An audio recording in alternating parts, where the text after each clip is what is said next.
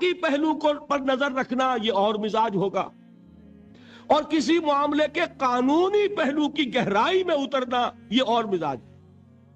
میں اپنا احساس عرض کر رہا ہوں، اور دنیا میں جو بات مانی گئی ہے کہ جس کا نام لیگل سینس ہے، قانون کا ایک فہم، اس میں دنیا کا کوئی شخص مقابلہ نہیں کر سکتا امام ابو حنیفہ کا۔ آپ صحابہ کو ان سے مستثنا کر دیجئے، ظاہر بات ہے انبیاء اور رسولوں کا معاملہ نہیں ہے، تو باقی انسانی نوع انسانی کے اندر امام ابو حنیفہ کا پلے کا کوئی شخص، ان کے برابر کا کوئی شخص قانون کا فہم رکھنے والا آج تک پیدا نہیں۔ تو سید الفقہاء کون ہوئے؟ امام ابو حنیفہ۔ اور رئیس المحدثین کون ہے؟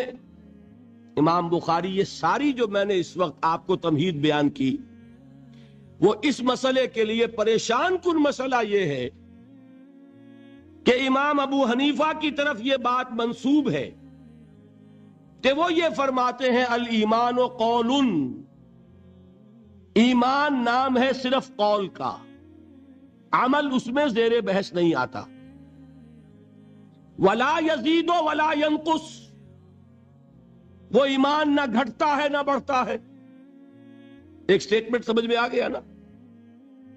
اب دوسرا سٹیٹمنٹ سنیے، وہ ہے امام بخاری کا، رئیس المحدثین کا، الایمان قول وعمل، ایمان نام ہے قول اور عمل کے مجموعے کا، قول اور عمل دونوں چیزیں ایمان میں شامل۔ وَيَزِيدُ وَيَنْقُصُ، وہ گھٹتا بھی ہے بڑھتا بھی ہے۔ ایک مسلمان کو پریشان ہو جانا چاہیے کہ نہیں؟ ایمان جیسی بنیادی بات، سارا قصر تو یہیں سے تعمیر ہونا ہے، جڑ بنیاد ایمان ہے۔ ایمان کے بارے میں کوئی 14ویں صدی کے 15ویں صدی ہجری کے کوئی علماء ہوں، بڑے سے بڑے ہوں، ان کا اختلاف ہو جائے تو تشویش نہیں ہوگی۔ یہ کن کے درمیان اختلاف ہو رہا ہے؟ رئیس المحدثین امام بخاری اور سید الفقہاء امام ابو حنیفہ۔ اور کتنا بنیادی اختلاف، بظاہر متضاد باتیں، بظاہر کہہ رہا ہوں میں نے کہا تھا مجھے پہلے آپ کو پریشان کرنا ہے، پھر تاکہ آپ کی سمجھ میں بات آئے یہ پریشانی رفع کیسے ہوتی ہے، اسی سے علم میں اضافہ ہوتا ہے۔ بات جو ہے وہ گہرائی کے ساتھ سمجھ میں آتی ہے کہ مسئلہ پہلے سامنے ہو۔ مسئلے کی اہمیت سامنے نہیں ہوگی تو آپ توجہ اتنی نہیں کریں گے۔ تو دیکھیے تضاد کتنا ہے، بعد المشرقین جسے کہتے ہیں ہم اپنے محاورے میں، کہ ایک مشرق کی بات ہے تو دوسری مغرب کی ہے۔ الایمان قول، نہیں، الایمان قول وعمل، تضاد ہے نا۔ لا یزید ولا ینقص، نہیں، یزید وینقص۔ تو یہ تو معلوم ہوتا ہے کہ بہت زبردست اختلاف ہے جو حل نہیں ہو سکے گا۔ اللہ تعالیٰ کا شکر ادا کرتا ہوں، اس نے اس کا حل سمجھایا۔ اور کیسا سمجھایا؟ میں پورے انشراح صدر کے ساتھ کہہ رہا ہوں، اس میں کوئی تصنع نہیں، کوئی تکلف نہیں۔ میرے نزدیک دونوں باتیں 100% درست ہیں۔ یہ نہیں کہ 50% یہ درست 50% وہ درست، نہیں، یہ بھی 100% درست، یہ بھی 100% درست۔ فرق کیا ہے؟ محل مختلف ہے۔ امام ابو حنیفہ قانونی ایمان کی بات کر رہے ہیں، اور امام بخاری حقیقی ایمان کی بات کر رہے ہیں۔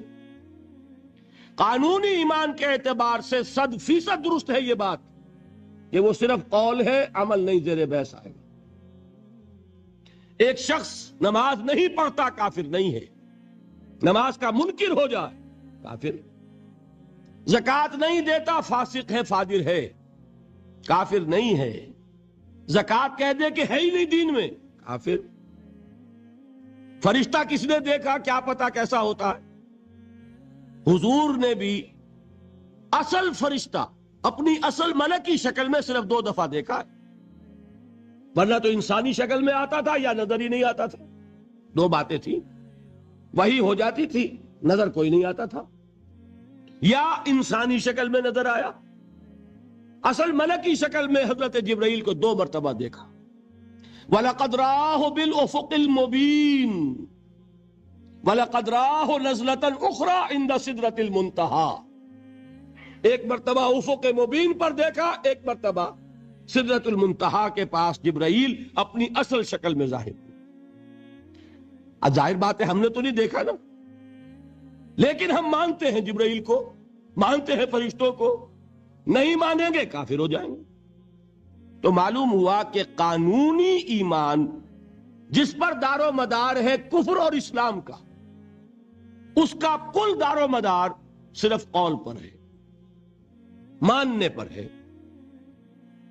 اقرار باللسان پر ہے۔ یہ بات آپ نے سنی ہوگی، امام ابو حنیفہ کا قول ہے 100% درست، کہ گناہ کبیرہ سے بھی انسان کافر نہیں ہوتا۔ کبیرہ گناہ ہے، شراب پی ہے، کافر نہیں ہے، حد لگا دو۔ حضرت عمر نے اپنے بیٹے پر حد جاری کی، ایک مرتبہ مصر میں حد جاری ہو چکی تھی، لیکن حضرت عمر کو احساس ہوا کہ وہاں شاید رعایت کی گئی ہوگی خلیفہ کے بیٹے پر حد جاری کرنے میں، لہذا پھر بلایا اپنے پاس اور دوبارہ حد جاری کی۔ حد جاری کرو لیکن کافر نہیں ہوگا۔ اگر کسی سے زنا ہو گیا ہے، میں آپ کو واقعہ سنا چکا، غامدی خاتون، حد جاری ہو جائے گی، لیکن یہ کہ اس کو کافر نہیں کہہ سکتے۔ کافر کیا کہیں گے؟ میں تو سنا چکا آپ کو کہ ذرا کسی نے کہہ دیا بے حیا عورت تھی تو حضور نے کیسی ڈانٹ پلائی ہے، کتنا اس کا رتبہ بیان کیا ہے۔ اس نے تو وہ توبہ کی ہے کہ مگر مدینے کی پوری آبادی پر اس کو تقسیم کر دیا جائے تو سب کی نجات کے لیے کافی ہوگا۔ معلوم ہوا تکفیر اور ہے اور کسی کا فاسق و فاجر ہونا اور ہے۔ اس میں حد فاصل انسان کا اقرار ہے۔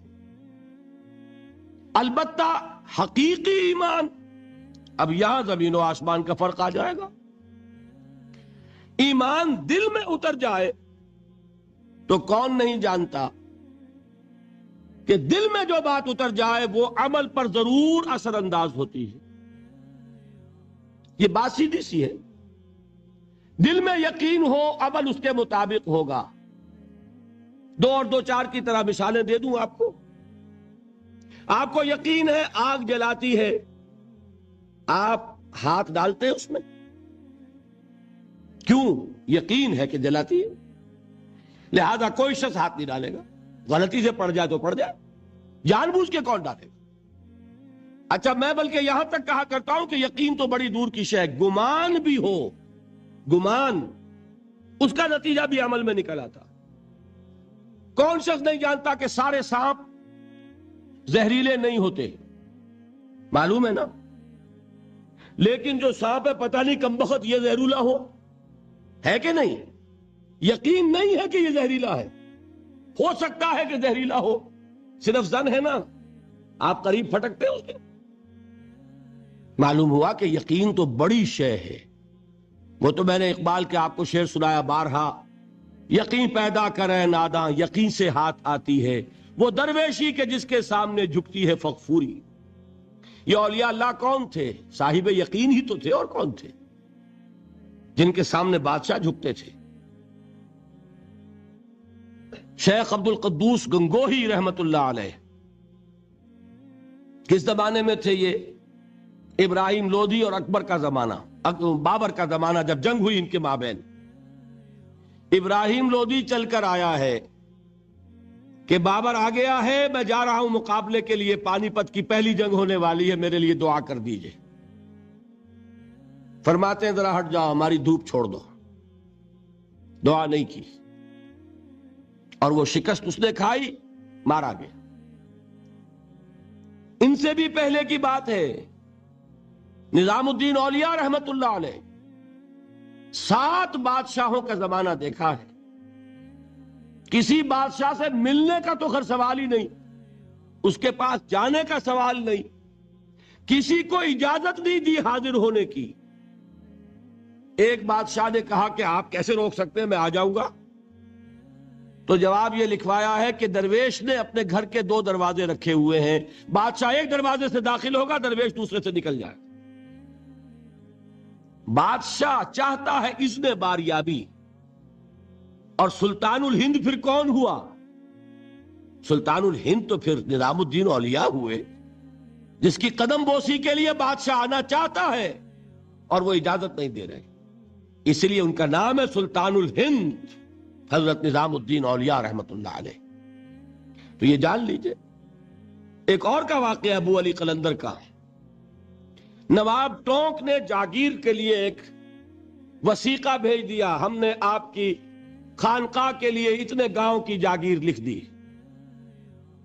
اسی کاغذ کے پشت پر ایک شعر لکھا، ما آبروئے فقر و قناعت نباختیم، با میر خان بگوئے کہ روزی مقدر است۔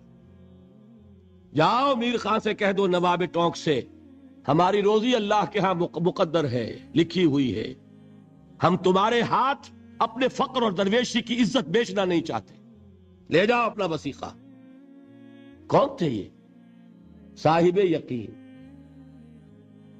یقین پیدا کرے ناداں، یقین سے ہاتھ آتی ہے وہ درویشی کہ جس کے سامنے جھکتی ہے فغفوری۔ شہنشاہ ہند اس نے باریابی چاہے اجازت نہ ملے، وہ یقین کی بات ہے۔ آپ سوچئے یقین پیدا ہو جائے تو کیا ہوگا؟ اس کی ایک شکل تو میں کل آپ کو دکھا چکا، توکل ہوگا، راضی برضا ہوں گے، خوف نہیں ہوگا، حزن نہیں ہوگا، ڈر کاہے کا، میرا محافظ میرا رب۔ اچھا اس نے ہی کوئی چیز میرے لیے لکھ دی ہے تو کون محافظ ہو سکتا ہے؟ اور اللہ سے بچانے والا کوئی ہے؟ اور ہم اللہ کی طرف سے مقرر کردہ کسی چیز سے بھاگیں گے کیا؟ وہ تو ہمارا محبوب ہے، محبوب کی رضا اسی میں ہے، حاضر ہیں ہم۔ نہ شبد نصیب دشمن کے شبد ہلا کے تیغت، سری دوستہ سلامت کے تو خنجر آزمائے۔ بتائیے کوئی خوف ہوگا، کوئی حزن ہوگا؟ الا ان اولیاء اللہ لا خوف علیہم ولا هم یحزنون۔ یہ ہے معاملہ ایک۔ دوسرا معاملہ یہ، کیا دل میں یہ یقین ہو کہ اللہ ہے اور مجھے دیکھ رہا ہے اور مجھے اس کے حضور میں حاضر ہونا ہے، پھر بھی آپ شراب پی سکیں گے؟ بتائیے۔ دل میں یقین ہو کہ اللہ مجھے دیکھ رہا ہے، آپ زنا کر سکیں گے؟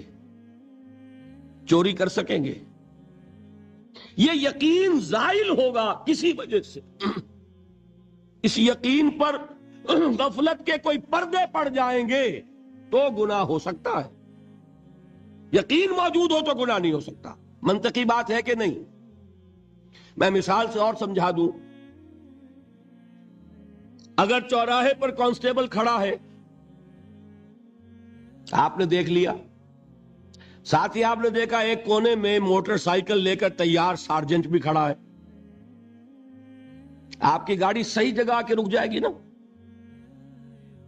1 انچ آگے نہیں بڑھے گی۔ اور اگر آپ نے دیکھا کہ چوراہا خالی ہے، کوئی دیکھنے والا ہے نہیں، تو اچھے اچھے بھی دائیں بائیں دیکھ کے نکل جاتے ہیں کہ نہیں؟ صحیح بات کیجئے۔ آدمی اپنے آپ کو دھوکہ دیتا ہے، بھئی یہ سارے ٹریفک رولز بچاؤ کے لیے ہے نا، تو دور دور تک کوئی ٹریفک نہیں ہے، خامخواہ کھڑا رہوں میں یہاں کائے کے لیے؟ لیکن دور دور تک کوئی ٹریفک نہ ہو لیکن سارجنٹ کھڑا ہو، پھر آپ پابندی کریں گے کہ نہیں؟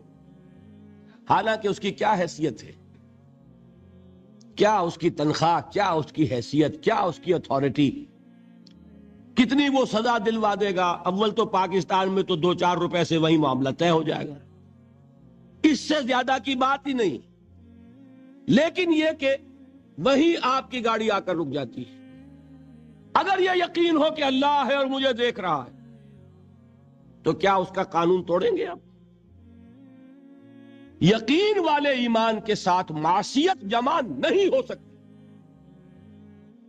قانونی ایمان کے ساتھ معصیت کے ڈھیر لگ سکتے ہیں، جیسے کہ ہمارے ہاں ہے لما تقولون ما لا تفعلون کبر مقتا عند اللہ ان تقولوا ما لا تفعلون۔ اے ایمان کے دعوے دارو، کیوں کہتے ہو جو کرتے نہیں ہو؟ اللہ کے غضب کو بھڑکانے والی ہے یہ بات کہ تم کہو جو کہ کرتے نہیں۔ ہماری امت کی اکثریت کا حال یہی ہے کہ نہیں؟ یہ کیا بات ہے کہ قانونی ایمان ہے، اس کے ساتھ معصیت کے انبار ہو۔ حقیقی ایمان ہو تو معصیت کا وجود ہو نہیں سکتا۔ اب اس پر حدیثیں سن لیجئے۔ نبی اکرم صلی اللہ علیہ وسلم نے ایک مرتبہ 3 دفعہ قسم کھائی، واللہ لا یؤمنو، واللہ لا یؤمنو، واللہ لا یؤمنو، خدا کی قسم وہ شخص مومن نہیں، خدا کی قسم وہ شخص مومن نہیں، خدا کی قسم وہ شخص مومن نہیں۔ واقعہ یہ ہے کہ ہم تصور نہیں کر سکتے کہ صحابہ کیسے لرز گئے ہوں گے، کانپ اٹھے ہوں گے، کون وہ بدبخت ہے، کون وہ شقی ہے جس کے بارے میں اللہ کے رسول 3 دفعہ قسم کھا کر فرما رہے ہیں کہ وہ صاحب ایمان نہیں۔ قیل من یا رسول اللہ، کسی نے ڈرتے ڈرتے پوچھا ہوگا اے اللہ کے رسول کس کے بارے میں ارشاد فرما رہے ہیں؟ اب جواب سنیے، الذی لا یامن جارہ بوائقہ، وہ شخص کہ جس کی ایذا رسانی کی وجہ سے، جس کی بدخلقی کی وجہ سے اس کا پڑوسی امن میں نہیں ہے۔ یہ کوئی گناہ کبیرہ ہے؟ آپ کی فہرست میں تو گناہ ہی نہیں، کبیرہ کیا سوال، صغیرہ بھی نہیں۔ زیادہ آپ یہ کہیں گے کہ ذرا بد اخلاقی ہے، کج خلقی ہے، بس اچھا کردار کا معاملہ نہیں ہے، یہ کہیں گے، گناہ کی فہرست میں نہیں آئے گی بات۔ کبیرہ بہت بڑی شے ہے، لیکن اس پر اللہ کے رسول نے 3 دفعہ قسم کھائی، ایمان نہیں ہے، ہرگز نہیں ہے، خدا کی قسم نہیں۔ اب بتائیے ایمان اور عمل علیحدہ ہو جائیں گے کیا؟ یہ ہے مسئلہ جو امام بخاری کے سر پہ ہے۔ اور سنیے، فرمایا حضرت انس ابن مالک نے، یہ روایت جو میں نے آپ کو ابھی سنائی ہے یہ کوئی ایسی ویسی روایت نہیں ہے، متفق علیہ ہے، بخاری اور مسلم دونوں میں موجود، اس سے اونچا درجہ روایت کا ہے ہی نہیں۔ راوی کون؟ ابو ہریرہ رضی اللہ تعالی، ان کی والدہ لے کر حاضر ہو گئی، یہ بچہ حضور آپ کی خدمت میں رہے گا، آپ کی خدمت کرے گا، آپ کے پاس رہے گا، ٹھیک ہے۔ وہ حضور کے خادم خاص ہے، جیسے ذاتی کوئی ہوتا ہے معاملات میں مدد کرنے والا، خدمت کرنے والا، وہ ہے انس ابن مالک۔ چونکہ ان کا تعارف ہو گیا ہے رضی اللہ تعالی عنہ، تو ایک بات پہلے اور سنا دوں، جو بچہ اپنے اس بچپن سے لے کر 9 برس کی عمر تھی جب آئے حضور کے پاس، انتقال کے وقت عمر کتنی ہوگی؟ 19 برس، 10 برس حضور کی خدمت میں رہے۔ پہلے تو حضور کے اخلاق کی جو گواہی وہ دے رہا ہے وہ اس کی زبان سے سنیے کہ میں 10 برس حضور کی خدمت میں رہا، کسی بات پر ڈانٹنا تو کجا، حضور نے کبھی مجھ سے یہ بھی نہیں فرمایا کہ اے انس تم نے وہ کام کیوں نہیں کیا۔ یہ ہے ایک آقا کی حیثیت سے محمد الرسول اللہ صلی اللہ علیہ وسلم کا اخلاق۔ اگر نہیں کیا خود کر لیا، کوئی ڈانٹ ڈپٹ نہیں، حالانکہ بچے ہیں، بچوں کو ویسے بھی ڈانٹ ڈپٹ دیا جاتا ہے، لیکن نہیں۔ اب ان صحابی کی ایک گواہی سنیے، قلما خطبنا رسول اللہ صلی اللہ علیہ وسلم الا قال، فرماتے ہیں کہ شاذ ہی کبھی ایسا ہوا ہوگا کہ حضور نے کبھی خطبہ ارشاد فرمایا ہو اور اس میں یہ الفاظ نہ ہو۔ الفاظ سمجھ رہے؟ جب بھی خطبہ دیتے تھے آپ یہ الفاظ ضرور فرماتے تھے، شاذ کبھی رہ جائے تو رہ جائے، قلما خطبنا رسول اللہ صلی اللہ علیہ وسلم الا قال، کیا فرمایا؟ لا ایمان لمن لا امانت لہ ولا دین لمن لا عہد لہ، جس شخص میں امانت داری نہیں اس کا کوئی ایمان نہیں، جس میں ایفاء عہد نہیں اس کا کوئی دین نہیں۔ بنا پھرتا ہو وہ دیندار، بنا پھرتا ہو وہ صاحب ایمان اور امتی حضور کا، امانت داری نہیں تو ایمان نہیں، ایفاء عہد نہیں تو دین۔ کس کا فرمان ہے؟ کسی آج کے زمانے کے مفتی کی بات نہ سمجھ لیجئے گا کہ جس کو آسانی سے آپ چاہیں تو رد کر دیں، یہ محمد الرسول اللہ صلی اللہ علیہ وسلم۔ اور سنیے پھر ایک متفق علیہ روایت بخاری اور مسلم کی، راوی پھر کون ہے؟ ابو ہریرہ رضی اللہ تعالیٰ عنہ۔ فرماتے حضور نے ارشاد فرمایا لا یزنی الزانی حین یزنی وہو مومن ولا یسرق السارق حین یسرق وہو مومن ولا یشرب الخمر حین یشرب وہو مومن. کوئی زانی حالت ایمان میں زنا نہیں کرتا. کیسے ممکن ہے؟ ایمان ہو اور زنا ہو جائے، پھر وہ ایمان بھیلے کا ہوا؟ کیا قدر و قیمت اس ایمان کی؟ وہ تو اٹھا کر پھینک دینے کی چیز ہے. ایمان اور اخلاق پہ اثر انداز نہ ہو، ایمان اور کردار کو نہ بدلے، ایمان اور عمل کو نہ بدلے تو کس مرض کی دوا؟ پھینکو اٹھے کر. نہیں ممکن کہ ایمان ہو اور زنا ہو، نہیں ممکن کہ ایمان ہو اور چوری ہو. لا یسرق السارق حین یسرق وہو مومن. کوئی چور حالت ایمان میں چوری نہیں کرتا، کوئی شرابی حالت ایمان میں شراب نہیں پیتا. ولا یشرب الخمر حین یشرب وہو مومن. کوئی شراب پینے والا وہ مومن نہیں ہوتا جب وہ شراب پی رہا ہوتا، اس وقت اس کے دل سے ایمان نکل جاتا ہے. اب دیکھیے یہاں کیا میں نے کل بتایا تھا، مغالطے کیا ہو گئے؟ مغالطے یہ ہو گئے کہ اس کو سمجھ لیا قانونی بات. یہ قانونی بات نہیں ہے، وہ قانونی ایمان کی بات نہیں ہو رہی، یہ حقیقی ایمان کی بات ہو رہی. قانونی ایمان کی بات ہو تو یہ کافر ہو گیا، پھر کافر نہیں ہے. قانونی ایمان کا دار و مدار قول پر ہے. یہ وہ حقیقی ایمان ہے، قلبی یقین والا ایمان. اس کے بارے میں فرمایا جا رہا ہے وہ دل سے نکل جاتا ہے تو گناہ ہو سکتا ہے. ایک اور حدیث میں حضور نے اس کو اور واضح کر دیا، جب کوئی شخص گناہ کرتا ہے تو ایمان اس کے دل سے نکل کر اور اس کے سر پر منڈلاتا ہے جیسے پرندہ ہو. اگر توبہ کرتا ہے تو واپس لوٹ آتا ہے، توبہ نہیں کرتا تو رخصت ہو جاتا ہے. بتائیے کوئی اشتباہ رہ گیا؟ لیکن خدا کے لیے دو انتہاؤں سے اپنے آپ کو بچائیے. ایک انتہا یہ کہ اس حدیث کی بنا پر آپ کافر قرار دے دیں. یہ غلطی کس سے ہوئی؟ کل بتایا تھا بھائی، کس سے؟ خوارج سے. خوارج سے یہی غلطی ہوئی. وہ فارسی کا ایک مصرع ہے کہ مردی و نامردی قدم فاصلہ دارت. یہ باریک جیسے بال کا سب فرق ہوتا ہے لیکن زمین و آسمان کے نتیجے نکل آتے ہیں. انہوں نے ایسی حدیثوں کی بنا پر یہ فیصلہ کر دیا پھر اگر ایمان نہیں ہے تو کافر ہے. کتنا یہ آسانی سے نتیجہ نکل آیا. ایمان نہیں ہے تو کافر ہے. لا ایمان لمن لا امانت لہو. کوئی شخص امانت میں خیانت کرتا ہے تو اس میں ایمان نہیں ہے، ایمان نہیں ہے تو کافر ہے. کافر ہے تو مرتد ہے، مرتد ہے تو واجب القتل ہے. کہاں سے کہاں بات پہنچ گئی؟ بہت بڑی غلطی، بہت بڑی گمراہی. دوسری طرف ایک ہمارے ہاں اور انداز ہے کہ وہ جنت و دوزخ کے فیصلے اور قیامت کے اور آخرت کے فیصلے بھی قانونی اسلام کی بنیاد پر کرتے ہیں. انہیں یہ سمجھ لینا چاہیے یہ قانونی اسلام دنیا میں مفید ہے، آخرت میں وہ یقین والا ایمان ہوگا تو مفید ہوگا. یہ چیز ذہن سے نکل گئی. اور برا نہ مانیے، یہ اہل سنت کے اکثر عوام کے ذہنوں سے یہ بات نکل گئی.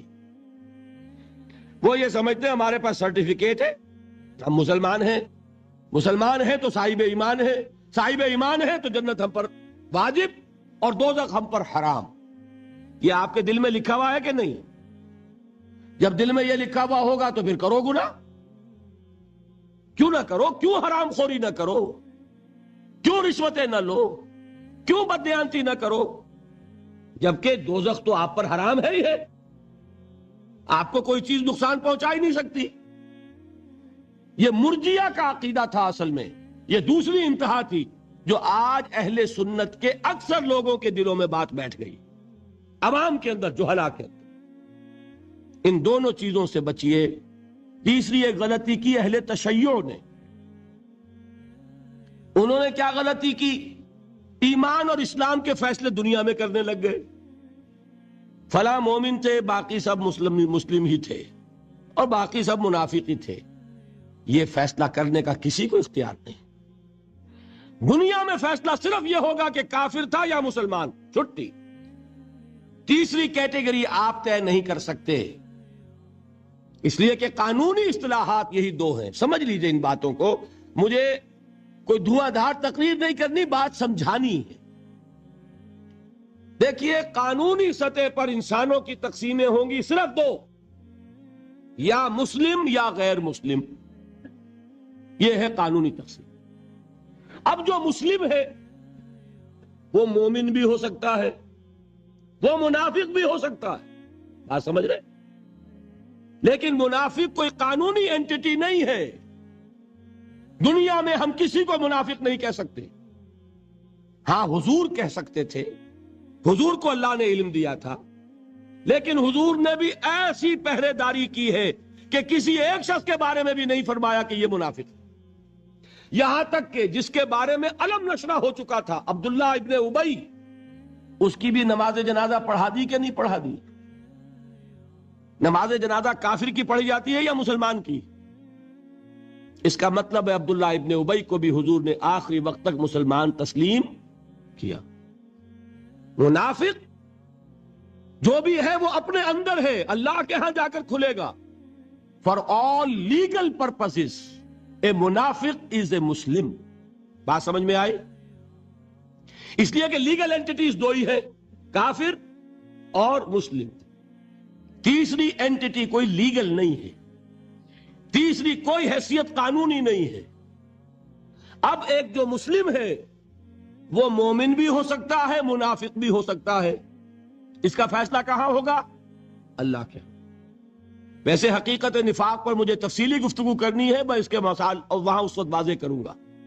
اس وقت ایک بات اور نوٹ کر لیں۔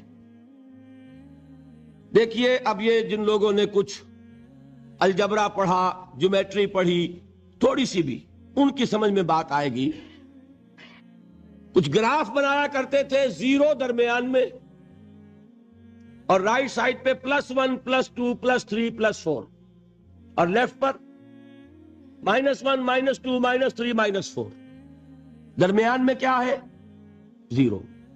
یہ تیسری شکل بھی ممکن ہے۔ +1 کیا ہے؟ ایمان کا پہلا درجہ۔ +2 کیا ہے؟ ایمان کا دوسرا درجہ۔ +3 کیا ہوگا؟ ایمان کا اور درجہ۔ اور ابو بکر کا مقام کیا ہوگا؟ +انفینٹی، انتہائی درجے میں وہ پلس ہوتا چلا جائے گا، تو وہ ابو بکر کا ایمان ہوگا۔ ٹھیک ہے؟ اور -1 نفاق کا پہلا درجہ، -2 -3 اور انفینٹی عبداللہ ابن ابی رئیس المنافقین۔ سمجھ میں آ گیا؟ درمیان میں زیرو بھی تو ہے کہ نہیں؟ یہ تیسری شکل ممکن ہے۔ جو شخص مسلم ہے وہ نہ مومن ہو نہ منافق ہو، بین بین ہو، یہ بھی ممکن ہے۔ اوپر سے مسلم، اندر ایمان، مسلم بھی ہو گیا مومن بھی ہو گیا۔ اوپر سے مسلم، اندر منافق، مسلم بھی ہو گیا منافق بھی ہو گیا۔ اوپر سے مسلم، اندر نہ نفاق نہ ایمان، اب وہ نرا مسلم ہو گیا۔ اور سچ پوچھئے تو ہم جو بیٹھے ہیں وہ وہی کچھ ہے،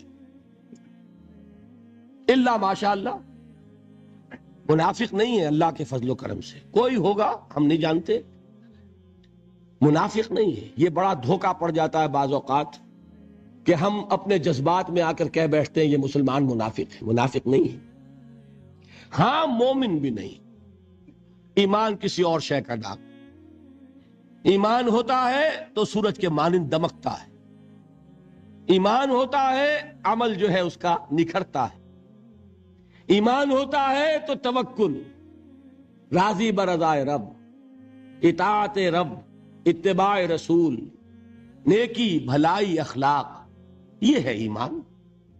تو ہمارا کیا حال ہے؟ اکثر و بیشتر نہ مومن نہ منافق، بین بین میں ہے۔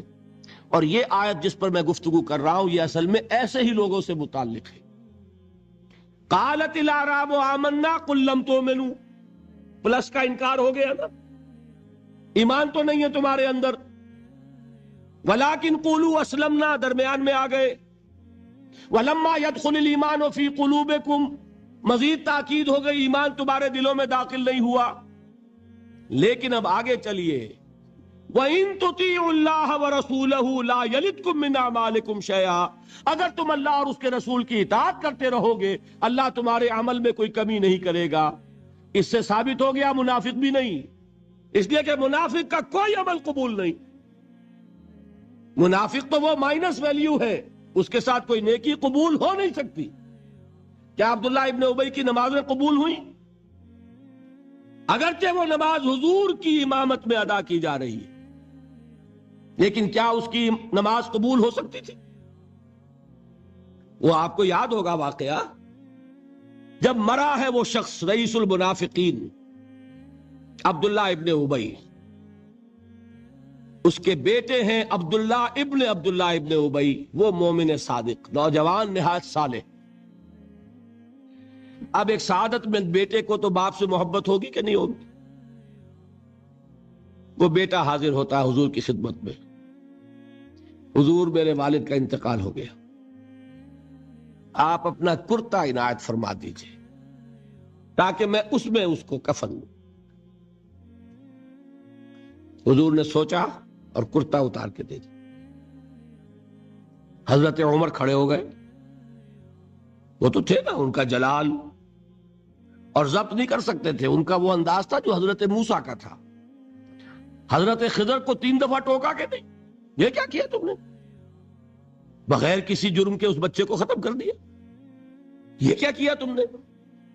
کشتی کو تم نے توڑ دیا، مارو گے ان کو جو اس کے اندر سوار ہے؟ یہ کیا کیا؟ یہ دیوار سیدھی کر دی، یہ بدبخت انہوں نے ہمیں کھانے کو بھی نہیں دیا اور ان کی دیوار سیدھی کر رہے ہیں۔ تو حضرت موسیٰ علیہ السلام خاموش نہیں رہ سکتے تھے۔ اِنَّكَ لَن تَسْتَطِيعَ مَعِيَ صَبْرًا، یہی معاملہ حضرت عمر فاروق کا تھا۔ کھڑے ہو گئے، حضور کیا کر رہے ہیں؟ اس دشمن خدا کو آپ اپنا کرتا دے رہے ہیں؟ اس نے یہ کیا، اس نے یہ کیا، اس نے یہ کیا۔ حضور مسکرا کر فرماتے ہیں، عمر میرا کرتا اسے اللہ کے عذاب سے نہیں بچا سکے گا۔ کبھی سنا آپ نے؟ لیکن ایک ہے مروت، ایک ہے شرافت۔ اس نیک اور صالح نوجوان نے آ کر مجھ سے ایک بات کہی، مجھ سے سوال کیا نا، کیا میری شرافت اور مروت اسے گوارا کر سکتی ہے کہ اس کا ہاتھ میں خالی لوٹا دوں؟ لیکن یہ نہیں کہ میرا کرتا اسے عذاب سے بچا لے گا۔ لَيْسَ لِلْإِنسَانِ إِلَّا مَا سَعَىٰ وَأَنَّ سَعْيَهُ سَوْفَ يُرَىٰ، نہیں ہے انسان کے لیے مگر وہی کچھ جس کے لیے اس نے محنت کی، بھاگ دوڑ کی، جو کمائی کی ہے وہی ملے گا، اور جو کمائی ہے وہ ضائع نہیں کی جائے گی، وہ دکھا دی جائے گی، یہ ہے تمہاری کمائی۔ تو انسان کا معاملہ تو عمل سے ہے نا۔ اور میں یہ بھی بتا دوں، لطیف باتیں ہیں یہ کرتا حضور نے دیا کیوں؟ ایک تو آپ کی شرافت اور مروت، اسی شرافت اور مروت کا ایک اور پہلو یہ تھا، حضور اس شخص کا ایک احسان اپنے اوپر سمجھتے تھے۔ غزوہ بدر میں حضرت عباس حضور کے چچا کفار کی طرف سے آئے تھے، ایمان نہیں لائے تھے اس وقت تک، اور وہ اسیران بدر میں تھے۔ بدر کی جنگ کے بعد جو قیدی تھے ان میں عباس بھی ہیں رضی اللہ تعالیٰ عنہ۔ ان کو پاس کرتا نہیں تھا، کرتے کی ضرورت پیش آئی۔ وہ طویل القامت انسان تھے۔ عبداللہ ابن ابی نے اس وقت کرتا دیا تھا عباس کو۔ اس کو محمد الرسول اللہ اپنے اوپر ایک احسان سمجھتے تھے کہ میرے چچا کو اس شخص نے ایک وقت میں کرتا دیا تھا۔ آج در حقیقت محمد الرسول اللہ صلی اللہ علیہ وسلم نے اپنے اس احسان کا بدلہ چکایا۔ بہرحال بات جو ہو رہی تھی اس کو سمجھیے، منافق اندر جو کچھ ہے وہ ہے اور اللہ جانتا ہے، اللہ کا رسول جانتا تھا لیکن اس نے اس کو چھپایا اور تاکید کر دی، جس کو بتایا بھی ایک صاحب ہے حضرت حذیفہ ابن یمان۔ کچھ منافقوں کے نام بتا دیے تھے آپ نے، یہ میں واقعہ آپ کو پورا سناؤں گا جبکہ نفاق پر گفتگو ہوگی، لیکن ساتھ ہی کہہ دیا تھا دیکھنا کسی کو بتانا نہیں، یہ میرا راز ہے تمہارے پاس۔ اب لوگ ان سے پوچھتے بھی تھے، وہ بتاتے نہیں تھے۔ ان کا نام پڑ گیا صاحب سر النبی، یہ نبی کے رازدان ہیں، ان کے پاس نبی کا ایک راز ہے، وہ راز ہی رہا۔ میں بتاؤں گا کہ کس نے پوچھا تھا، وہ تب نفاق کی حقیقت سمجھ میں آئے گی۔ بہرحال یہ بات سمجھ لیں، قانوناً ایک شخص مسلمان ہے، حقیقت کے اعتبار سے اس کی تین شکلیں ہو سکتی ہیں، یا مثبت طور پر مومن اور ایمان کے درجات بے شمار ہوں گے، +1 سے لے کر +انفینٹی تک، یا منفی طور پر منافق، -1 سے لے کر اور -انفینٹی تک، اور درمیان میں ایک زیرو کا مقام بھی ہے، نہ منافق نہ مومن، بس وہ مسلمان ہے، وہ ہے جس کو فرمایا گیا ان تطیعوا اللہ ورسولہ۔ دیکھو ایمان تو تمہارے دلوں میں نہیں ہے، لیکن اگر تم اطاعت کرتے رہو گے اللہ کی اور اس کے رسول کی، اس حالت میں لا یلدکم من اعمالکم شیئا، اللہ تمہارے اعمال میں کوئی کمی نہیں کرے گا، اس کے اجر و ثواب سے تمہیں محروم نہیں رکھے گا۔ دیکھیے بات سمجھ لیں، بظاہر ہماری منطق کے خلاف بات جا رہی ہے، ایمان کے بغیر عمل قبول ہونا چاہیے؟ بڑی آسانی سے آپ کہہ دیں گے نہیں ہونا چاہیے، لیکن آپ سوچ لیجئے سب سے زیادہ خطرہ پھر ہم ہی کو ہوگا کہ ہماری یہ نمازیں بھی قبول ہوں گی کہ نہیں ہوں گی، وہ ایمان ہے کہ نہیں ہے، وہ دلی یقین والا ایمان، قانونی ایمان تو ہے، سب کو ہے، میرے پاس بھی ہے، آپ کے پاس بھی ہے۔ یہی وجہ ہے دیکھیے کہ اللہ تعالیٰ نے اپنی یہاں 2 صفات کا حوالہ دیا۔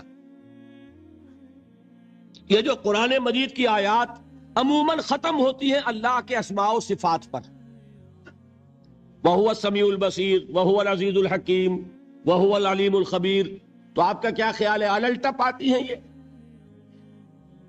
بڑی حکمت کے ساتھ آتی ہیں، مضمون کے ساتھ، مناسبت کے ساتھ اللہ کی صفات، اللہ کے نام، خاص سبب ہے۔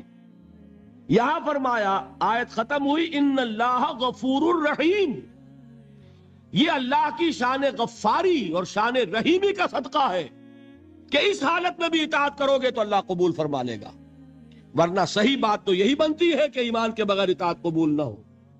بات سمجھ میں آئی؟ یہ رعایت دی جا رہی ہے تمہیں کہ اگرچہ تمہارے دلوں میں ایمان داخل نہیں ہوا، تاحال لم تؤمنوا، تم ہرگز مومن نہیں کہہ سکتے اپنے آپ کو صرف مسلمان کہہ سکتے ہو، لیکن اگر اس حال میں بھی اطاعت کرتے رہو گے تو اللہ تعالیٰ تمہارے اعمال کے اجر و ثواب کو روکے گا نہیں، کیوں؟ وہ غفور ہے، وہ رحیم ہے۔ قالت الاعراب آمنا قل لم تؤمنوا ولكن قولوا اسلمنا ولما يدخل الايمان في قلوبكم وان تطيعوا الله ورسوله لا يلدكم من اعمالكم شيئا ان الله غفور رحيم۔ منطقی بات یہ بنتی جب تک مثبت طور پر ایمان دل میں نہ ہو کوئی عمل قبول نہ ہو، لیکن اللہ غفور ہے، اللہ رحیم ہے، اس کی شان غفاری کا صدقہ ہے، اس کی شان رحیمی کے طفیل یہ رعایت کی جا رہی ہے۔ اس حال میں بھی اطاعت کرتے رہو گے تو اللہ تعالیٰ تمہارے اجر و ثواب کو ضائع نہیں کرے گا۔ اب ذرا ایک بات اس میں سمجھ لیجئے، وہ کون لوگ تھے جن کے بارے میں یہ بات کہی گئی؟ نمبر 1، اور ہم اپنے اوپر غور کریں کہ ہم کس کیٹیگری میں ہیں، اور یہ کتنی بڑی نوید جافزہ ہے ہمارے لیے اللہ کا یہ وعدہ کہ اگر ایمان نہ ہو تب بھی اطاعت کرو گے تو قبول کر لیں گے، لیکن اس کے لیے ایک نوٹ آف کوشن بھی ہے، ایک تنبیہ بھی ہے۔ یہ 4 باتیں سمجھ لیں تب اس آیت کا درس مکمل ہوگا۔ نمبر 1، یہ کون لوگ تھے؟ دیکھیے اچھی طرح سمجھیے اس بات کو۔ مکے میں اسلام کمزور تھا، کفر غالب تھا، ٹھیک؟ جو کلمہ شہادت پڑھتا تھا اسے مار پڑنی شروع ہو جاتی تھی، ٹھیک ہے؟ لہذا وہی شخص زبان پر کلمہ لاتا تھا جس کے دل میں یقین کامل پیدا ہو چکا ہوتا تھا، مار کھانے کو تو وہی تیار ہوگا نا۔ آگ پر لٹایا جا رہا ہے، گلیوں میں گھسیٹا جا رہا ہے، تپتی ہوئی اور نوکیلی چٹانوں والی سنگلاخ گلیوں میں، تو کون جرات کرے گا اشہدو ان لا الہ الا اللہ واشہدو ان محمد رسول اللہ کہنے کی، سوائے اس کے جس کے دل میں یقین کامل درجے کا پیدا ہو چکا، جسے جہنم دکھائی دے رہی ہو۔ آپ شاید حیران ہوں کہ یہ کیا بات کہہ دی، ایک صحابی کا واقعہ ہے یہ. صبح کے وقت حضور کا معمول تھا یہ کہ صبح جب فجر کے بعد فوراً نہیں منتشر ہو جاتے تھے، گفتگو ہوتی تھی. کسی نے خواب دیکھا ہوتا تھا تو خواب بیان کرتا تھا، حضور تعبیر بیان فرماتے تھے. حضور نے ایک صحابی سے ایسے سوال کر لیا، کیف اصبحت، کیسے صبح کی، کس حال میں صبح ہوئی آج؟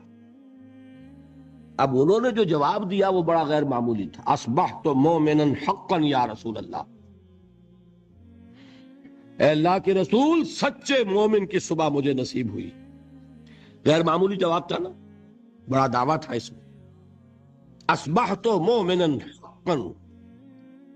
حضور نے پوچھا لکل شیء صفۃ فما صفۃ ایمانک، ہر شے کی کوئی کیفیت ہوتی ہے، صفات سے چیزیں پہچانی جاتی ہیں. تو تم جو کہہ رہے ہو کہ تم نے سچے مومن کی صبح کی ہے، تو تمہارے اس ایمان کی کیا کیفیت ہے، کیا صفت ہے، ذرا بیان کرو. اس کا جواب انہوں نے دیا، کانی انظر الی الجنہ کانی انظر الی النار. اے اللہ کے رسول میری کیفیت یہ ہے کہ جیسے میں جہنم کو اپنی آنکھوں سے دیکھ رہا ہوں اور جیسے کہ جنت میری نگاہوں کے سامنے موجود. وہ یقین کی کیفیت اللہ نے مجھے عطا فرمائی. تو یہ بھی ہو سکتا ہے. اور حضور نے فرمایا، حدیث جبرائیل میں ہے، حضرت جبرائیل نے 3 سوال کیے تھے، اخبرنی عن الاسلام، اخبرنی عن الایمان، اخبرنی عن الاحسان. احسان کی کیا تعریف کی آپ نے؟ ان تعبد اللہ کانک تراہ فإن لم تکن تراہ فإنہ یراک. احسان جو دین کا سب سے اونچا درجہ ہے وہ کیا ہے کہ تم اللہ کی بندگی اس طرح کرو جیسے کہ اسے دیکھ رہے. اللہ تعالیٰ یقین کی یہ کیفیت ہمیں عطا فرمائے. بہرحال میں بیان یہ کر رہا تھا کہ وہ لوگ جو ایمان لائے مکے میں، وہ تھے کہ جو یقین کامل پیدا ہوا تو انہوں نے کلمہ شہادت ادا کیا. گویا ایمان پہلے اسلام بعد میں، ٹھیک، لیکن مدینے میں آ کر حالت بدل گئی. اب مار نہیں پڑتی، کبھی کبھی جنگ آ جاتی ہے، کہتے ہیں نکلو اللہ کی راہ میں، ویسے تو مار نہیں پڑتی نا. لہذا اب صورت بدلنی شروع ہوئی. ایسے لوگ بھی تھے مدنی دور میں بھی جو یقین کامل کے بعد ہی ایمان لاتے تھے اور اسلام لاتے تھے. لیکن ایسے لوگ بھی اب شروع ہو گئے کہ بھئی پورے قبیلے نے فیصلہ کر لیا ہے ایمان لانے کا، چلو تم بھی جاؤ. اب پورا قبیلہ لا رہا ایمان، تو کٹنا تو نہیں سکتے. چلو بھائی، چل کے حضور کے ہاتھ پر بیعت کی، اسلام لے آئے. لیکن کوئی دھوکہ دینے کا ارادہ بھی نہیں ہے، سمجھے نا. دل میں یہ نہیں ہے کہ اسلام کی کوئی جڑ کاٹنی ہے، اس طرح کوئی سازش ہے، کوئی دھوکہ ہے، کوئی فریب ہے، یہ نہیں. لیکن مثبت طور پر وہ یقین والی بات بھی ابھی پیدا نہیں ہوئی. بات سمجھ رہے ہیں؟ یہ کیفیت کب شدید ہو گئی؟ اذا جاء نصر اللہ والفتح ورأیت الناس يدخلون فی دین اللہ افواجا. جب فتح حاصل ہو گئی، اللہ کی مدد آ گئی اور فوج در فوج لوگ ایمان میں داخل ہو رہے ہیں، اس وقت جو رو چلی ہے، اس رو میں اکثر لوگ کون تھے؟ دھوکہ نہیں تھا، لہذا منافق بھی نہیں، لیکن مثبت طور پر وہ یقین والی بات بھی نہیں. وہ تھے لوگ قالت الاعراب آمنا قل لم تؤمنوا ولکن قولوا اسلموا. یہ بدو دعویٰ کر رہے ہیں ہم ایمان لے آئے. اے نبی ان سے کہہ دیجئے تم ایمان ہرگز نہیں لائے ہو، یوں کہو ہم اسلام لے آئے ہیں.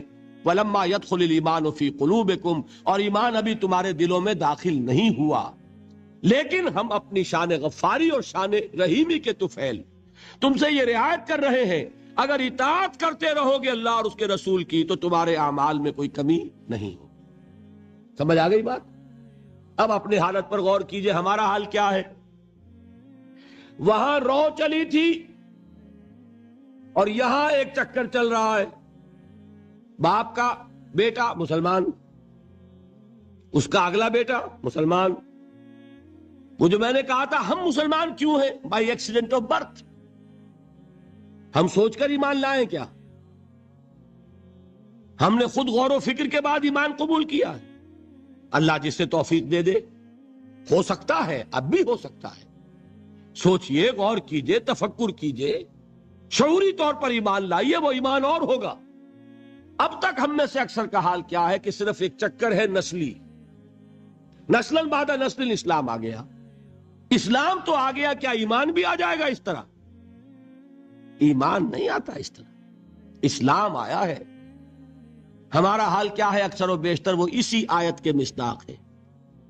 قالت الاعراب آمنا قل لم تؤمنوا ولكن قولوا اسلمنا ولما يدخل الايمان في قلوبكم.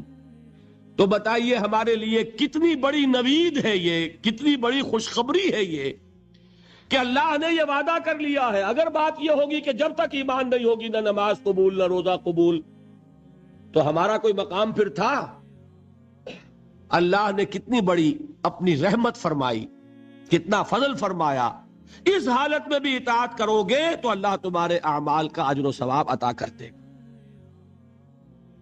اب چوتھی چیز، نوٹ آف کوشن، یہ اطاعت ہونی چاہیے کلی اطاعت، جزوی نہیں.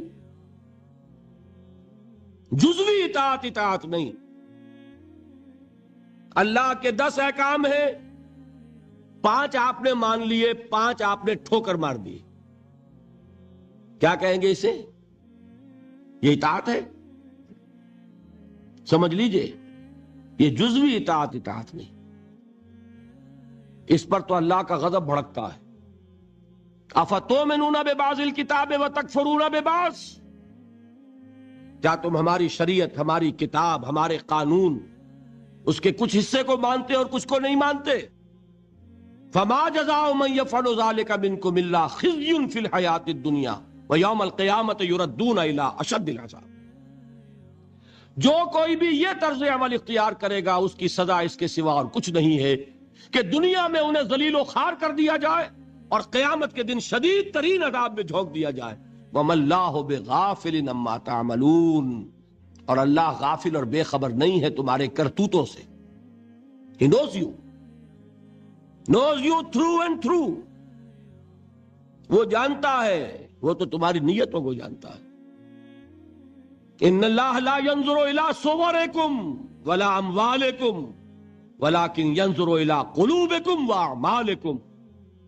اللہ تمہاری صورتوں کو اور تمہارے مالوں کو نہیں دیکھتا، وہ تمہارے دلوں کو اور تمہارے عملوں کو دیکھتا. یہ حدیث کے الفاظ. تو یہ جو جزوی اطاعت ہے یہ اطاعت نہیں کہلائے گی، بلکہ یہ تمسخر کہلائے گا، ڈٹھائی کہلائے گی، استہزاء کہلائے گا، دین کا مذاق اڑانا کہلائے گا. بات سمجھ رہے ہیں کہ نہیں؟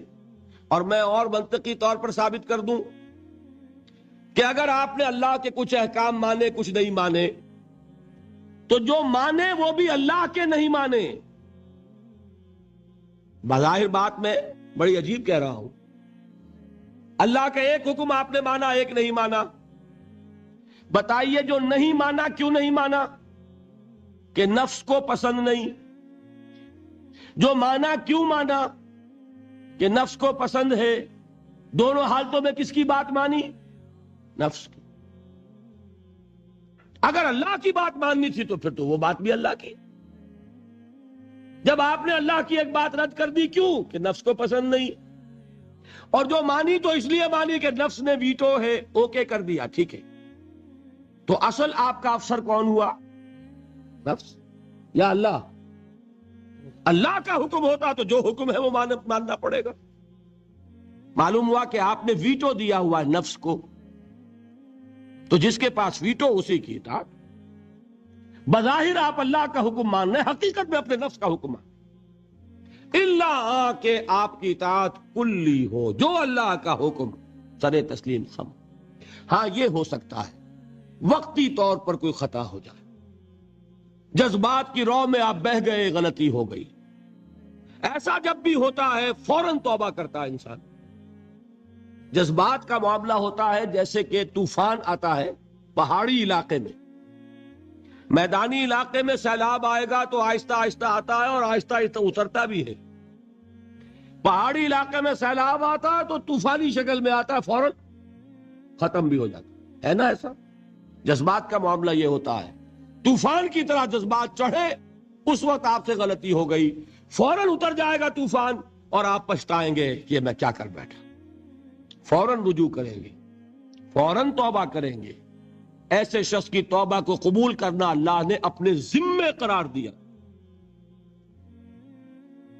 انما التوبۃ علی اللہ للذین یعملون السوء بجہالۃ ثم یتوبون من قریب. اللہ تعالیٰ کے ذمے ہے اپنے ایسے بندے کی توبہ قبول کرنا جو کہیں جہالت میں، نادانی میں، جذبات کی رو میں بہ کر غلط کام کر بیٹھتا ہے لیکن فوراً ہی توبہ کرتا. البتہ جان بوجھ کر آپ نے with cold reasoning، جیسے آپ کہتے ہیں نا cold blooded murder، ایک ہے جذبات میں آ کے کسی کو قتل کر دیا. آپ کا کوئی ارادہ نہیں تھا، آپ جا رہے تھے، جاتے ہوئے آپ کا کنگا لگ گیا کسی کو، وہ اللہ کا بندہ ایسا غسیل نکلا اس نے ماں کی گالی دے دی آپ کو، آپ کا چڑھ گیا پارا اور آپ نے جو اس کے ایک رسید کیا مر گیا. تو کیا آپ کا ارادہ تھا اس کو قتل کرنے کا؟ نہیں تھا. جیسے حضرت موسیٰ نے قبطی کے ایک گھونسا مارا، فَوَقَذَهُ مُوسَىٰ فَقَضَىٰ عَلَيْهِ، وہ ایک گھونسے میں ختم ہو گیا. کیا موسیٰ کا ارادہ قتل کا تھا؟ نہیں. یہ اور 6 ہے اور ایک ہے آپ گھر سے ہی چلے ہیں، آج مجھے اس کی جان لینی ہے، پستول لے کر چلے، سنبھال کر چلے، گولیاں گن کر چلے اور تاک میں رہے کہاں موقع ملتا اور آپ نے مارا. اس کو کہتے ہیں کولڈ بلڈڈ مرڈر. اسی طریقے سے ایک گناہ وہ ہے جو سوچ سمجھ کر ہوتا ہے. وہ گناہ کون سا ہوتا ہے؟ اجی کیا کریں، کام نہیں چلتا، سودی کاروبار تو کرنا ہی ہے. یہ جذباتی بات ہے؟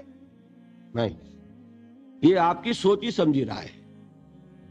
روکھی سوکھی نہیں کھانی بھائی، کھانے پراٹھے ہی ہیں، لہذا سودی کاروبار کیے بغیر چارہ نہیں. یہ تو سوچی سمجھی بات ہے بھائی. یہ ہے وہ گناہ. یہ ایک گناہ بھی آپ کی پوری نیکی کو ختم کر. فما جزاء من يفعل ذلك منكم الا خزي في الحياة الدنيا ويوم القيامة يردون الى اشد العذاب. اہل علم کی توجہ کے لیے عرض کر رہا ہوں، یہ مفہوم ہے اس آیت کا. بلا من کسب سیئۃ واحاطت به خطیئته فاولئک اصحاب النار هم فیہا خالدون. جان بوجھ کر بڑا گناہ مستقل طور پر اپنی زندگی میں اس کو قائم کر لینا، وہ ایک چیز بھی، ایک مچھلی سارے تالاب کو گندا کر دے گی. بات سمجھ میں آ گئی؟ 4 چیزیں بتائیں. یہ آیت کن کے بارے میں نازل ہوئی؟ وہ تھے. ہم پر 100% منطبق ہوتی ہے. اللہ کا بڑا فضل ہے کہ اس حال میں بھی اس نے اطاعت کو قبول کرنے کا وعدہ کیا، لیکن یہ اطاعت کلی ہوگی، جزوی نہیں. 4 باتیں یاد رہیں گی. اب آئیے ایک بات اور بیان کر کے آج کا بیان ختم کر دوں گا. ابھی تو وہ امام بخاری اور امام ابو حنیفہ رحمہم اللہ کی بات کا ایک حصہ مکمل ہوا نا. الایمان قول نہیں، الایمان قول وعمل. جو وہ بات کہہ رہے ہیں وہ قانونی ایمان ہے جس کی بنیاد پر اسلام یا کفر کا فیصلہ ہوگا. جو وہ بات فرما رہے ہیں وہ حقیقی ایمان ہے جس کی بنیاد پر آخرت میں فیصلے ہوں گے. یہ بھی 100% صحیح، یہ بھی 100% صحیح. دونوں چیزیں جڑ گئی کہ نہیں؟ دوسرا حصہ کیا تھا؟ امام ابو حنیفہ کیا فرماتے رحمت اللہ علیہ؟ لا یزید ولا ینقص. ایمان ایک جامد شے ہے، نہ گھٹتی ہے نہ بڑھتی ہے. امام بخاری رحمت اللہ علیہ کیا فرماتے؟ یزید و ینقص. نہیں، بڑھتی بھی ہے گھٹتی بھی ہے. پھر وہی بوت المشرقین. اس کا کیا ہوگا؟ How to reconcile these 2 statements. یہ بھی 100% درست، یہ بھی اور یہ بھی. دیکھیے قانونی ایمان کا حاصل کیا ہے؟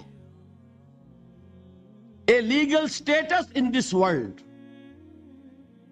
آپ کو ایک قانونی حیثیت حاصل ہوتی ہے، مسلمان کے حقوق حاصل ہو گئے. آپ اسلامی ریاست میں ووٹ کا حق رکھتے ہیں، اسلامی ریاست کے صدر بھی بن سکتے ہیں. لکھا ہوتا ہے نا کہ یہاں صدر صرف مسلمان ہو سکتا ہے. تو قانونی بات ہو گئی نا، دستوری قانونی. آپ مسلمان عورت سے نکاح کر سکتے ہیں، مسلمان عورت سے نکاح صرف مسلمان کا ہو سکتا ہے. مسلمان مرد نکاح کر سکتا ہے اہل کتاب خاتون سے بھی، لیکن مسلمان عورت کا نکاح ہو سکتا ہے اہل کتاب سے نہیں. تو قانونی بات ہے کہ نہیں؟ یہی وجہ ہے کہ ہمارے نکاح خواہ جو ہے وہ اپنی جان بچانے کے لیے کلمے پڑھوا لیتے ہیں. اللہ کے ہاں جا کے مجھے جواب دینا ہوگا کہ کہیں کسی غیر مسلم کا نکاح تو نہیں پڑھا دیا کسی مسلمان عورت سے. لو بھائی یہیں کلمے پڑھ لو. اپنے سامنے کلمے پڑھوا کے نکاح پڑھاتے. یہ وہ احتیاط ہے اس لیے کرتے، اس لیے کہ یہ معاملہ قانونی ہے. قانونی بات ہے کہ مسلمان باپ کی وراثت صرف مسلمان بیٹے کو ملے گی. اگر بیٹا کافر ہو گیا تو وراثت نہیں ملے گی. یہ ساری چیزیں قانونی ہے نا. قانونی سٹیٹس جو ہے وہ جامد ہے، نہ گھٹتا ہے نہ بڑھتا ہے. سمجھ رہے؟ کوئی شخص زیادہ متقی ہو جائے تو زیادہ حق ہو جائے گا اس کا، کوئی کم متقی ہو، فاسق و فاجر ہو تو اس کے حقوق گھٹ جائیں گے. آپ یہ کہیں صاحب جو 5 نمازیں پڑھتا اس کو 5 ووٹ دینے کا حق حاصل ہے، جو 1 نماز پڑھتا وہ 1 ووٹ دے سکتا، کر سکے. جو تہجد پڑھے اس کے 10 ووٹ. پھر تو یہ ہونا چاہیے. قانونی سٹیٹس برابر ہے، جامد ہے، نہ گھٹے گا نہ بڑھے گا. دیکھیے میں یہاں پہ آخری بات سمجھایا کرتا ہوں. اگر بالفرض ابو بکر صدیق سید المومنین اور عبداللہ ابن ابی رئیس منافقین، ایک پلس انفینٹی ایک مائنس انفینٹی، اگر یہ ایک باپ کے بیٹے ہوتے تو وراثت میں برابر حصہ ملتا ہے یا کم و بیش؟ کم و بیش برابر. ہاں تکفیر ہو جائے گی تو 0 ہو جائے گا. جب تک اس کو آپ نے مسلمان ایکسپٹ کیا ہے اس کا حق برابر ہے. فاسق ہو، فاجر ہو، متقی ہو، پرہیزگار ہو، قانون کے درجے میں برابر ہے. صحیح ہے بات کہ نہیں؟ یہ بات ہے جو امام ابو حنیفہ کہہ رہے ہیں. اب بات کھلی وہ جو میں کہہ رہا ہوں، لیگل سینس جس شے کا نام ہے، اگر کوئی شے وہ ہے تو واقعہ یہ کہ اس کی معراج پر ہے امام ابو حنیفہ، چوٹی پر. اور مجھے ان حضرات کی بات میں کہ ماننے میں کوئی باک نہیں ہے جو امام ابو حنیفہ کو ٹھہراتے ہیں مصداق حضور کے اس قول کا صلی اللہ علیہ وسلم. قول کیا ہے؟ جب سورہ جمعہ کی آیت اتری کہ محمد کی بعثت ہوئی ہے 2 قسم کے لوگوں کی طرف صلی اللہ علیہ وسلم. پہلے کون؟ بعث فی الامیین، اور دوسرے کون؟ وآخرین منہم لما یلحقوا بہم. ایک امیین ایک آخرین. کسی نے سوال کیا حضور یہ آخرین کون ہیں جن کی طرف آپ کی بعثت ہوئی؟ بیٹھے ہوئے تھے وہاں سلمان فارسی رضی اللہ تعالی عنہ. حضور نے اشارہ کر دیا اس کی قوم. حکمت اگر ثریا پر بھی ہوگی تو اس کی قوم کا ایک فرد لے آئے گا. ایک فرد یا کوئی فرد، دونوں ترجمے ہو سکیں گے. اگر حکمت، وزڈم، دانائی، تفقہ ثریا پر بھی ہوگی تو اس کی قوم کا ایک شخص یا کوئی شخص لے آئے گا. اس کو عام طور پر جو حنفی حضرات ہیں وہ منطبق کرتے ہیں امام ابو حنیفہ پر. وہ ایرانی النسل تھے، حضرت سلمان فارسی کے مانند، عرب نہیں تھے. باقی تینوں ائمہ عرب ہیں نسل کے اعتبار سے. امام مالک بھی، امام شافعی بھی، امام احمد ابن حنبل. لیکن امام ابو حنیفہ ایرانی النسل. حضور نے سلمان فارسی کی طرف اشارہ کر کے کہا یہ آخرین میں سے ہیں، اور ان کا مقام کیا ہے کہ حکمت اگر ثریا پر بھی ہوگی تو اس شخص کی قوم کا کوئی شخص لے آئے گا. اور یہی منطبق کیا جاتا ہے امام ابو حنیفہ پر. میں یہ سمجھتا ہوں کہ واقعتاً جو گہرا قانونی فہم اللہ تعالیٰ نے عطا فرمایا امام ابو حنیفہ کو، مجھے اس کا کوئی پیرلل نظر نہیں آتا. بہرحال یہ مفہوم معین ہو گیا لا یزید ولا ینقص کا. قانونی ایمان نہ گھٹتا ہے نہ بڑھتا ہے، برابر رہتا ہے. اس لیے کہ اس کے نتیجے میں قانونی سٹیٹس حاصل ہوتا ہے، لیگل سٹیٹس حاصل ہوتا ہے، قانونی حقوق حاصل ہوتے ہیں. یہ حقوق جامد ہیں، نہ گھٹیں گے نہ بڑھیں. اس کے برعکس وہ ایمان حقیقی، کون شخص کہہ سکتا ہے کہ وہ گھٹتا نہیں اور بڑھتا نہیں؟ کوئی کہہ سکتا؟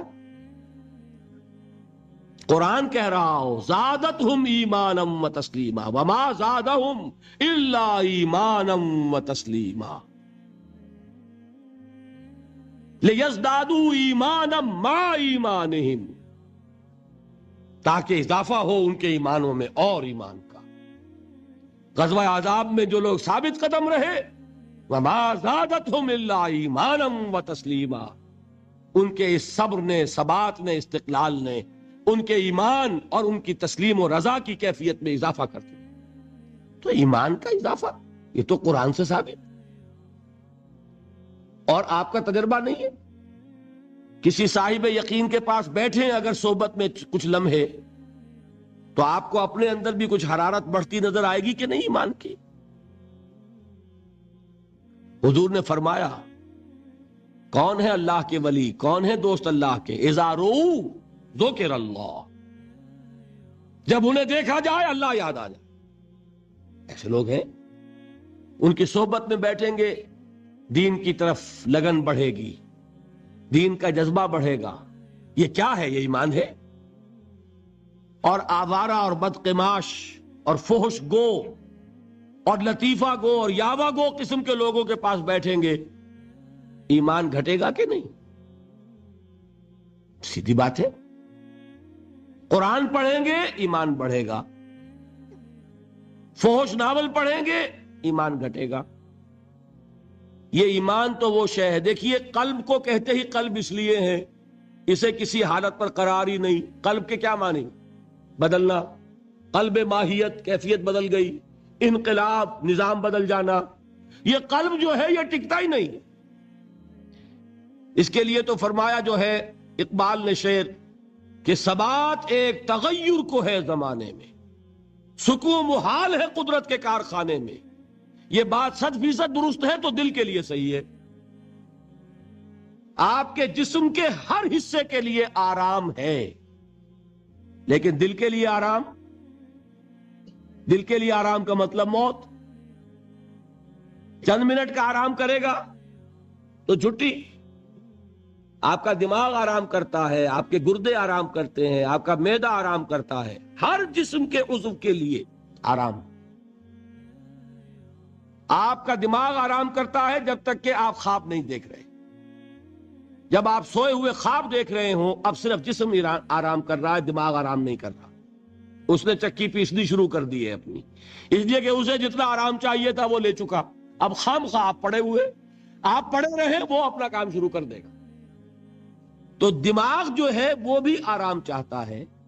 آپ کے اعضاء کو، آپ کے مسلز کو، ہر شے کو آرام کی ضرورت ہے سوائے دل کے. اس لیے کہ دل کے آرام کا مطلب موت. اس کو چین نہیں، اس کو قرار نہیں. یہ گھٹے گا یا بڑھے گا، ادھر جائے گا یا ادھر جائے گا.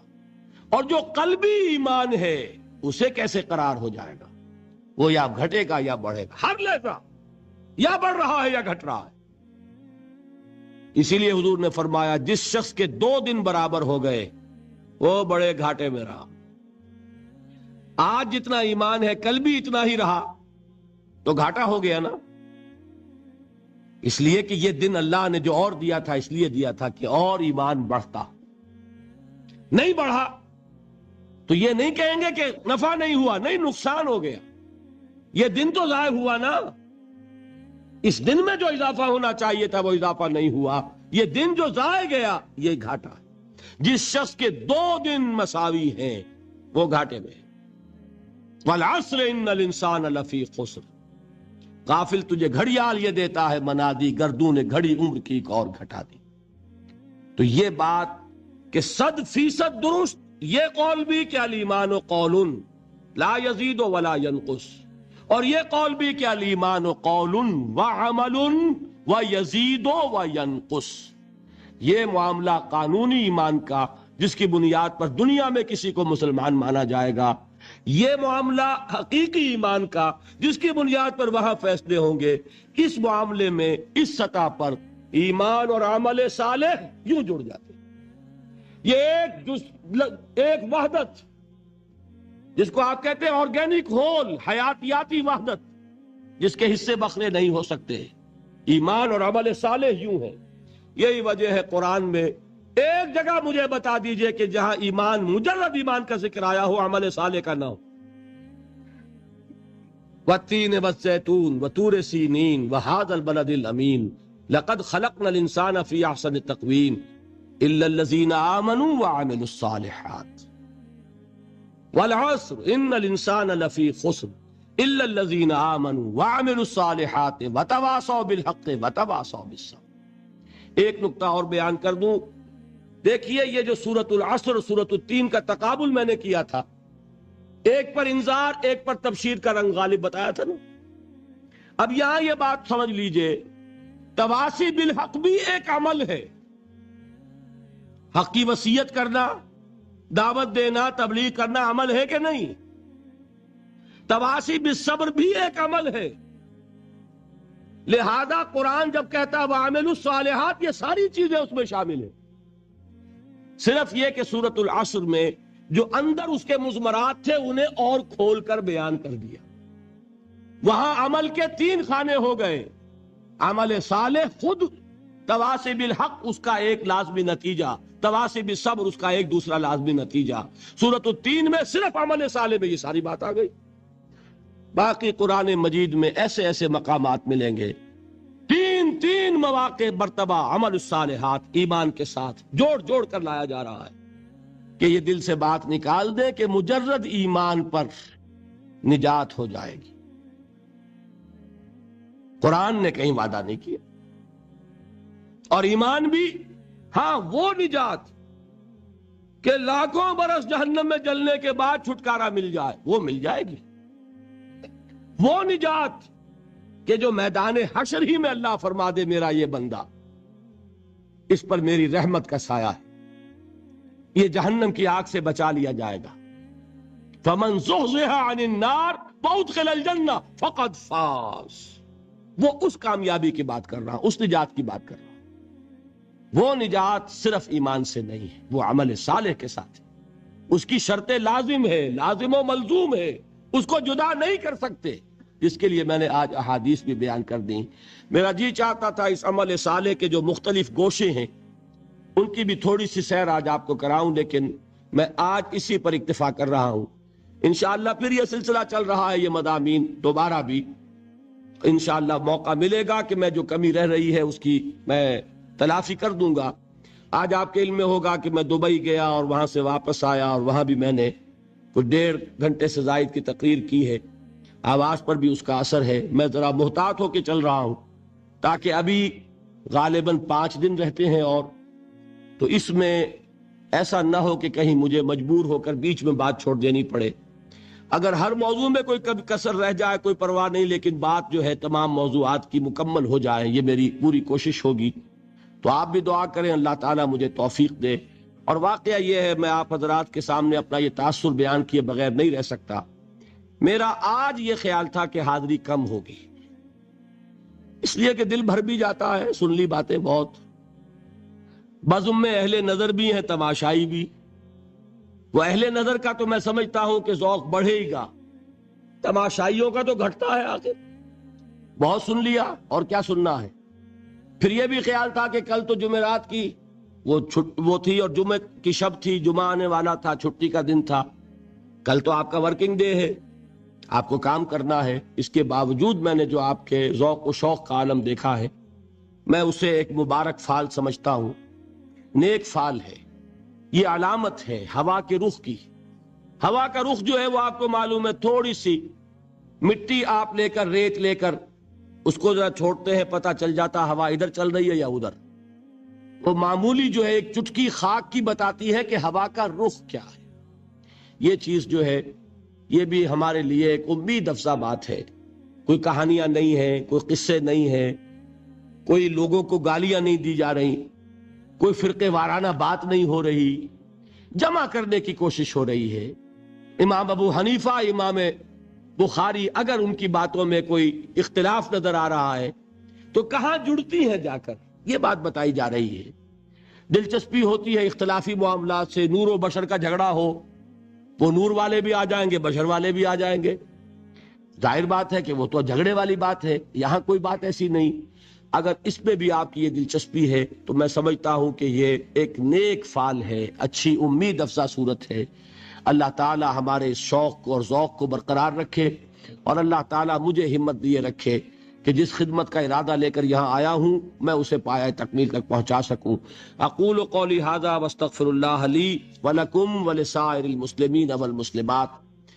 اظہار حیدر صاحب آپ کے یہاں کی ایک جانی پہچانی شخصیت ہیں، پچھلے 3 دن وہ آتے بھی رہے ہیں، پہلے ہی رو میں ہوتے تھے۔ اس نیشنل سینٹر سے ان کا، پاکستان سینٹر سے ان کا تعلق بہت گہرا رہا ہے۔ وہ کہیں آج بیمار پڑ گئے ہیں اور غالباً کوئی ہارٹ اٹیک کا مسئلہ ہے، ان کے لیے ذرا آپ لوگ دعا کیجئے۔ اللہم اشف لہ ورحمہ، اللہم اشف لہ ورحمہ، اللہم اشف لہ ورحمہ، یا شافی الامراض لا شفاء الا شفاؤک فاشف لہ، آمین یا رب العالمین۔ آپ ہمیں